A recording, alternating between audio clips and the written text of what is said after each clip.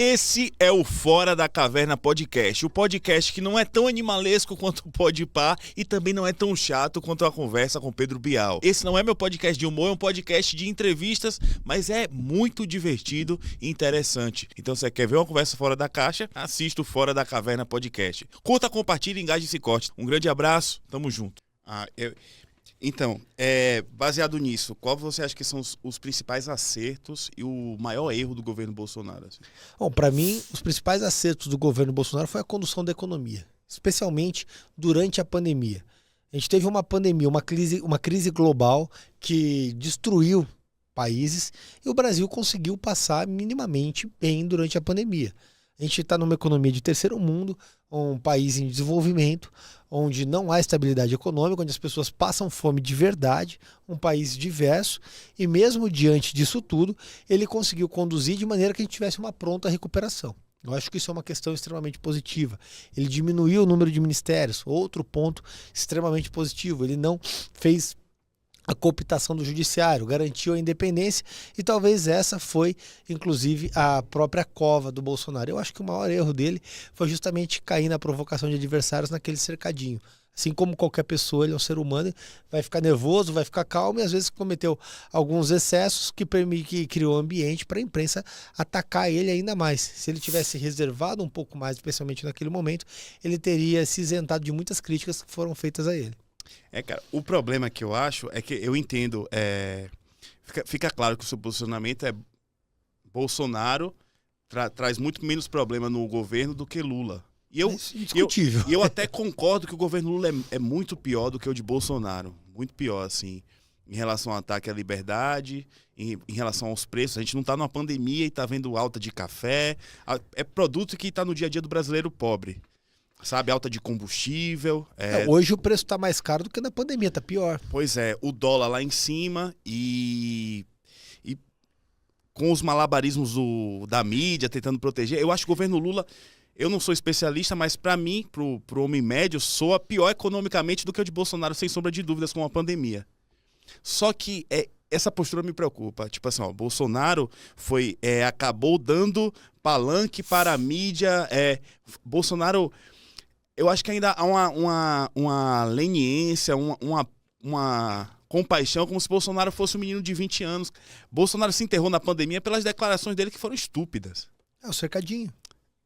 Mas aí, tipo, não se criou um ambiente, não foi um problema que a mídia de fato já o detestava, mas ele é responsável pelas atitudes dele. Mas o que ele fez? Ele não cooptou a mídia financeiramente como o Lula fez. Ele foi lá e diminuiu os repasses para a Rede Globo, os repasses para a imprensa. Naturalmente ele criou um ambiente, ficou sem guarda para apanhar. Não estou pagando os caras vão bater. Foi exatamente isso que aconteceu. As declarações dele alimentaram o monstro que já queria atacá-lo. E aí criou-se o ambiente para isso. O Lula não. O Lula aumentou o investimento na imprensa, ou melhor, aumentou a compra da imprensa com dinheiro público. Sim. Na prática é isso que acontece. E aí a imprensa vai lá e fica passando pano para as atrocidades que estão acontecendo.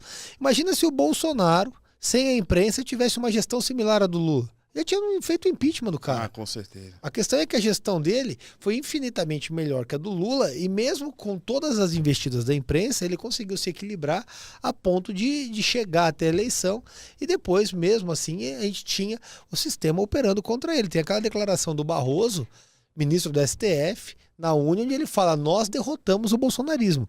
Que judiciário imparcial é esse que o cara faz uma declaração falando que derrotou o adversário? O cara que estava julgando. Então a gente vê aí que está desbalanceado os poderes. Sabe o que é que me pega? É engraçado que até o cara mais culto possível, porque ele faz parte de uma elite, ele é ministro do STF, até o cara mais culto possível é derrubado pela vaidade, porque é estúpido.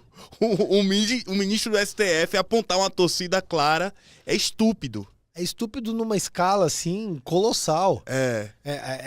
Eu não vejo, por exemplo, um ministro como Sepúlveda Pertence, Eros Grau, o pessoal mais antigo, fazendo esse tipo de coisa. Eles simplesmente julgavam e preservavam a corte. Eu estudei direito vendo jurisprudências do STF, que eram verdadeiros tratados. A gente via que a gente falava, o ministro para desenvolver isso aqui, o cara tem que ter um nível de conhecimento muito acima da média. Era uma coisa que era intangível. Eu falava, eu não vou conseguir alcançar o conhecimento que esse cara tem. Sim. Hoje você vê uma decisão do TOEFL, você fala, pô, pegou um pinguço ali e fez essa decisão. Até mal escrito. É feio. Eu lembro de um vídeo do Toffoli, acho que foi na USP, ele com a camisa aberta até aqui, assim, uma posição meio largada, assim, contando o caso que ele pegou os autos de um processo e roubou do fora e levou embora. Pô, isso é uma infração ética, e ele contando aquilo como se fosse uma vitória da justiça. E esse cara se tornou ministro. A gente vê o Flávio Dino, não são pessoas que têm postura de ministro. Eu não tô nem falando porque o Flávio Dino é gigante, não. Tô falando que assim, os caras não têm postura no dia a dia, a forma como eles falam, como eles se portam. Isso arranha a imagem do judiciário. Não há confiança nenhuma. Flávio Dino é o único cara que tem um lugar no STF, mas ocupa 2 cadeiras. Tu vai ser processado. Tô mexendo no vespeiro, né? Vamos deixar pra lá. Eu não sei que ele processou alguém por gordofobia, por Monark. Monark, Chamou cara. ele de gordola, não foi? Foi, exatamente. Mas o pior que foi uma ministra, ou uma juíza que meio que... E só que o pior é que depois tem uma decisão, tem um julgamento no STF que tá eles lá fazendo piada com o peso do Flávio Dino. Tem vídeo disso que circulou que eles estão lá brincando. Acho que foi Lula que soltou alguma piadola sobre o peso. Não tem como não fazer piada, pô.